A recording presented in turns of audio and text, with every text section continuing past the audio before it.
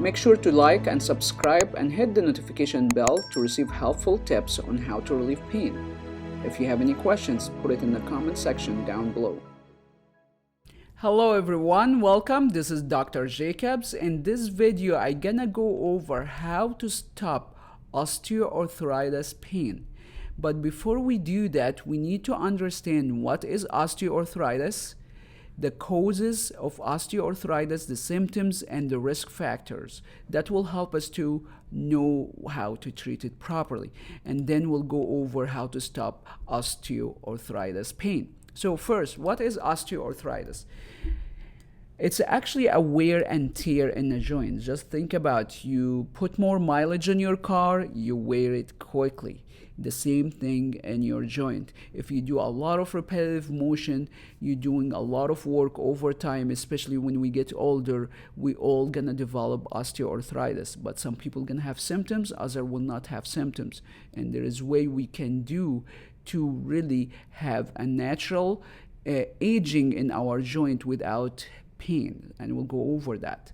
So you can see it here in this image on the left side here. That's a normal joint. That's a knee joint. So the joint is look nice and smooth, but here with osteoarthritis, you start to have a wear and tear in the joint, and you start to have bone spur like here, and the cartilage here is starting to wear out, so it's a wear and tear. Another good image here for the spine. You can see here, this is normal disc, nice and smooth, and when you start to have osteoarthritis in the spine, you will start to have uneven surfaces like here, and that compressing on the disc, and sometimes if that happen, could compress on the nerve that coming out of the spinal cord and cause radiculopathy. So the causes of and risk is repetitive motion, throwing, extensive kneeling, leaning on the elbow. It's a wear and tear, and some jobs and hobbies involving repetitive motion. So, and we'll go over what should we do to really decrease the risk of having this issue. Another image here for osteoarthritis. When we look at the joint, this is the shoulder joint, you will start to see like a lot of uneven surfaces here, inflammation, swelling, and scarring in the joint itself. Okay, so what should we do to treat the osteoarthritis? Before I answer this question, we need to understand how the body get to the arthritis to begin with, the process of getting there. In order to answer this question, we need to understand the normal healing cycle, because that will help us to know what to do in each stage of healing. So, normal healing, our body has to go through 3 stages in order to heal. I'm gonna use external paper cut here for visualization, but you also can visualize it here on the joint when you start to have inflammation and scarring in the joint. So the first stage, inflammation, swelling, redness, the blood start to rush to that area. You start to experience pain and decrease function. And you can see in acute stages, or it's sometimes in it's a continuous inflammation with certain people, especially if you have if you eat you're not eating anti-inflammatory diet, and you have deficiency that inhibit or prevent your body from healing. So second stage is a proliferation stage. That's when the body starts to build the scar tissue. During that stage, there's actually a cascade of events like a scar tissue, fascial restriction, muscle spasm, and trigger point. And you can see here in this image, all of these scarring actually. It's bone spur and start with the scarring. That's excessive fibrosis in the joint area and bone spur. And you can see it here. So that is actually the second stage of healing. Perfect scenario, actually during the maturation stage, our body should get rid of the scar by itself. And by the way, those images for the joint itself, but it's not showing here. Your muscle gonna have fibrosis too, your ligament, your tendon. So the tissue around the joint will have scar tissue, fascia restriction. It also will have inflammation, but we're focusing here on the joint. And I have an image for the scarring in the muscles actually here. So normal muscle should be look like nice and smooth like this image here. When you start to have tear or injury, you start to have tear in the muscles. Your body has to build a scar tissue to heal. A scar tissue, it's like the glue that keep things together. If you have too much scar tissue, the muscle should act like a rubber band. When it contracts and relax, it should act like this. But when you have the scar tissue, you have a knot in the rubber band. So when your muscle contract, does not stretch much. And usually those patients with osteoarthritis, they have a lot of muscle tightness and issue with their muscle and tendon and ligament. So when your body builds a scar tissue, it's look like this, but too much of the scar tissue gonna be in the way of everything. And you can see here, if too much scar tissue, you start to lose that cushion in the knee, and you start to have bone-on-bone rubbing. But the good news is actually several studies shows if you even have bone-on-bone, that doesn't mean you have pain from this joint and need intervention, like aggressive intervention, like surgery. We can work on things naturally and see how the body responds. So for chronic condition like these, the one you see it here in those images, usually patient actually going back and forth between inflammation and proliferation. So as you can see here in this image, a lot of redness, and that's inflammation, and then a lot of fibrosis. So it's your body's going back and forth between inflammation and proliferation. So how to treat that? I will go over what is currently used that actually does not work very well, so you don't have to waste your time on it, because we're gonna look at the treatment in relationship to the healing cycle. First, ice and heat. Well, ice is temporarily decrease inflammation, but does not provide the long term, so it's not gonna do anything to proliferation and inflammation. The second thing, electrical stimulation. Based on a study, it's temporary pain relief. It does not do much to, and it's electrical stimulation. It does not really do much to inflammation or proliferation. The other thing people use, foam roller, and actually if you are inflamed and you rub the inflamed joint, you're gonna inflame it more. And based on the study, foam roller does not provide long-term relief. The same thing for massage. If it's inflamed, you rub it more, but it's with the hand, it's harder to really get deep enough to release internal tightness, and I will show you that when I go over the anatomy of healing. So, and based on a study, it provides a temporary pain relief.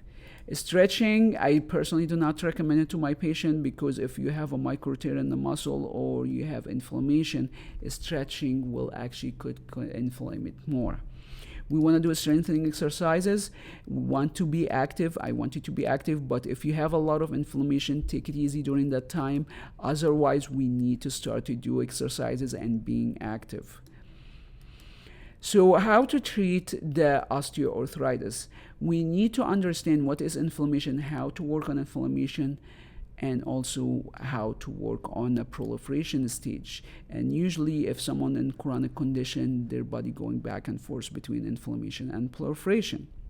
So what we do for the inflammation, rest, take it easy. If you do a lot of repetitive motion that cause more inflammation in your joint, avoid those motion, take it easy. That's part of the treatment. And the other thing I use for my patient, I use a MagnaHeal. The MagnaHeal, the magnetic field of the MagnaHeal is about 3 inches. So I use that so patient can do their activity while they wear it. They wear it in the knee, in the hip, in the back, while they're doing the activity that they like to do, like walking exercises.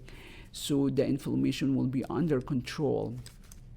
The other thing I usually recommend to my patient to avoid inflammatory food like refined carb, refined sugar, alcohol. And I have other video going over those food, because these actually will inhibit or decrease your ability of healing and actually put your body in inflammation stage. So make sure you start the anti-inflammatory diet. The first thing to address the inflammation is restoring efficiency, and this is extremely overlooked by a lot of healthcare providers. For your body to transition from inflammation stage to proliferation stage to maturation, You need to have enough magnesium, D, zinc, other vitamins and minerals. And if you have vitamins, minerals, or hormonal imbalance, your body will not transition smoothly between inflammation, proliferation, and maturation. Your body gonna go back and forth between those two stages, and it's extremely overlooked from healthcare provider that inflammation could be caused by vitamin, mineral, or hormonal imbalance. So what you can do to figure out if you have deficiency, take advantage of Ask ASTR. It's a free online medical evaluation.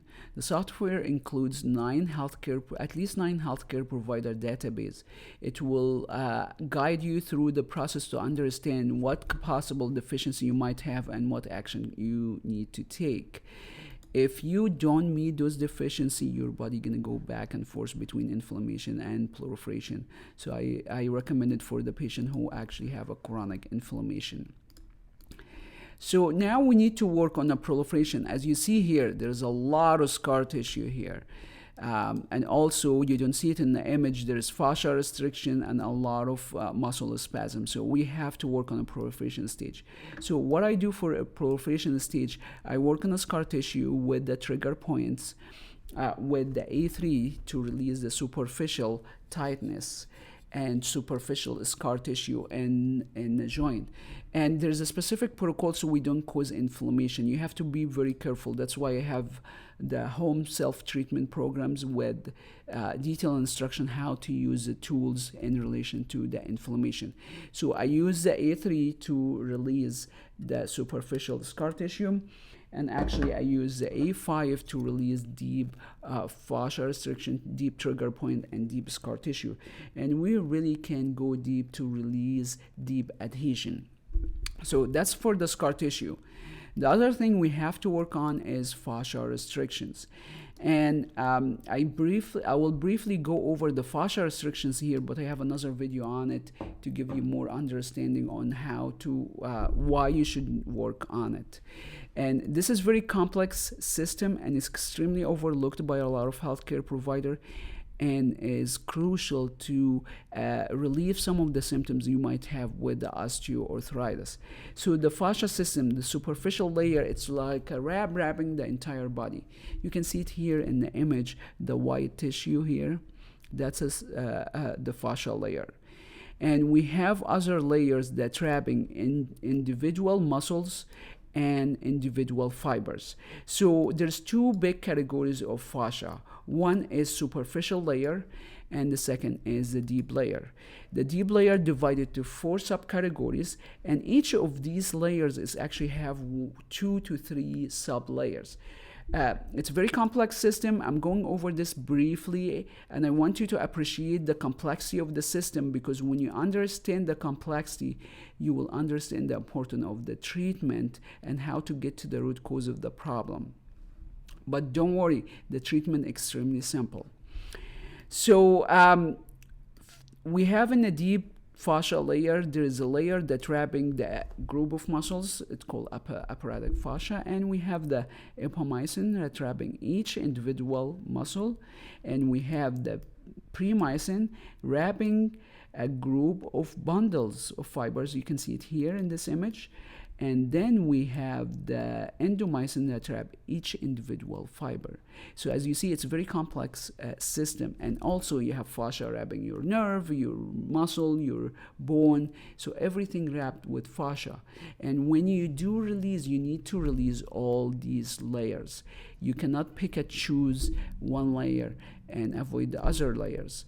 And that's why massage or foam roller is not effective to release fascia, do fascia release, because it's hard mechanically to go deep with the foam roller or the massage to really get to the deep layers. And that's why I use the A1 tool to release superficial layer and apparatic fascia layer. And then I use the A5 tool to really go deep. This A5 could go deep 2 to 3 inches in tissue. Why this is important? Because when you have osteoarthritis, it's not only osteoarthritis. You will have a lot of muscle tightness that actually in the joint, we normally should have a normal space between each joint, and I will show it to you here with some exaggeration just to understand the concept. So normally the joint should have enough space between them. So when you move like flexion or extension, you have some room to move. But when you have osteoarthritis, that space decreased, and you will have inflammation and tightness in the muscle. That tightness in the muscle gonna pull the bones on the top of each other more. So when you move, there is a lot of rubbing that actually could cause more wear and tear in the joint, and that's what we need to work on. So to sum it up, how to treat osteoarthritis. So first thing, you need to avoid the repetitive motion, the motion that actually causes the trigger. Second thing, you want to stay active. Make sure it's pain-free exercises or activity. And if you have a lot of pain with walking, for example, take a frequent rest. Stop every few minutes, rest, and so you can resume the activity again. You want to stay active. But to address the real cause of the problem, we need to work on the inflammation and proliferation stage simultaneously. As you see, there's a lot of inflammation here, a lot of scar tissue, a lot of tightness. So to really address the osteoarthritis, you want to address the inflammation and the proliferation stage simultaneously. The inflammation, what I use a MagnaHeal, wear it throughout the day or at night to decrease the inflammation. We'll start the anti-inflammatory diet. If you have vitamins or mineral deficiency, take advantage of ASTR to figure out what is missing in your diet that prevent or inhibit your healing. At the same time, we have to break the scar tissue, release the fascia restriction and trigger point, and start to introduce the exercises and being active. And this is actually the protocol for how to treat or stop osteoarthritis pain. If you have any question, leave it in the comment section below and I will answer it in a future video. I will see you soon. Make sure to like and subscribe and hit the notification bell to receive helpful tips on how to relieve pain. If you have any questions, put it in the comment section down below or go to asterinstitute.com.